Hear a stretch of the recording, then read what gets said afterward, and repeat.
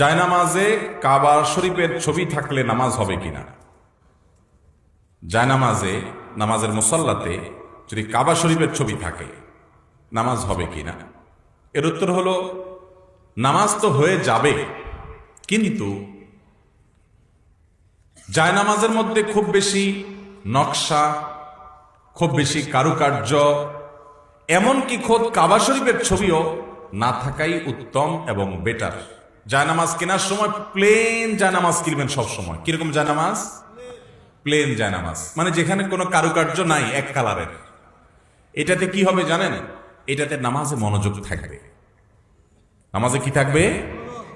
আর যখন কারুকার্য থাকবে তখন আপনি দেখবেন আরে কি সুন্দর ফুল, কি সুন্দর লতা পাতা, এগুলোর দিকে মন যাবে।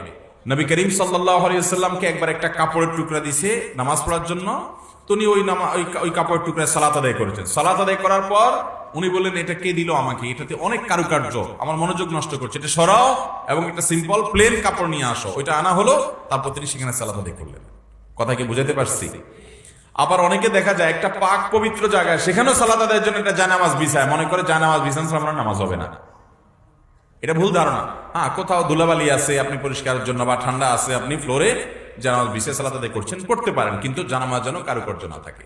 আপনারা অনেকেই অনলাইনে বিভিন্ন ভিডিওতে একটা জিনিস দেখেছেন, আমি অনলাইনে শুধু ভিডিওতে না, আমি ডাইরেক্ট বহুবার দেখছি। এই জায়নামাজগুলোর একটা বড় অংশের জায়নামাজ এগুলো তৈরি হয় চায়নায় এবং পৃথিবীর অনেক অমুসলিম কান্ট্রিতে তৈরি হয়। এই অমুসলিম কান্ট্রিতে যে তৈরি হয় সেখানে যে কারুকার্যগুলো আছে, অনেকগুলো কারুকার্য আছে, এটা গভীরভাবে খেয়াল করে দেখেন যে অনেক মূর্তির কল্লা, কিন্তু সাদা চোখে আপনি দেখলে বুঝবেন। এটা ভালো করে তাকায় দেখেন, সবগুলোর কথা বলতেছি না, অনেক জায়নামাজে এরকম আছে আপনি জানেন না আপনি মূর্তির কল্লায় সিজদা করতেছেন। অহরহ এরকম আছে, অহরহ, একটা দুইটা না, আমরা জানিও না।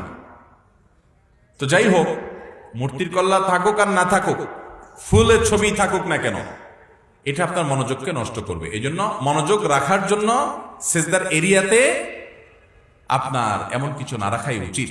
বিশেষ করে কাবা শরীফের ছবি থাকলে আপনি বলবেন এটাতে খারাপ কি? এটাতে খারাপ কিছু নাই, কিন্তু কাবা শরীফ আপনি যদি তওয়াফ করতে করতে কাবা শরীফের দিকে তাকায় তাকায় তওয়াফ করেন, বিশেষ করে সালাত আদায় করেন, মক্কা যারা যান উমরা করতে, হজ করতে, ফুকাহায়ে কেরামের মতে আপনি একেবারে কাবার সামনে দাঁড়ায়া, কাবার মাতাফের মধ্যে দাঁড়ায় আপনি সালাত আদায় করতেছেন ইমামের সাথে। ওই ইমামের সময়, ওই সালাতের সময় আপনি কাবার শরীফের দিকে তাকায় থাকেন, তাহলে নামাজ মাকরুহ হবে।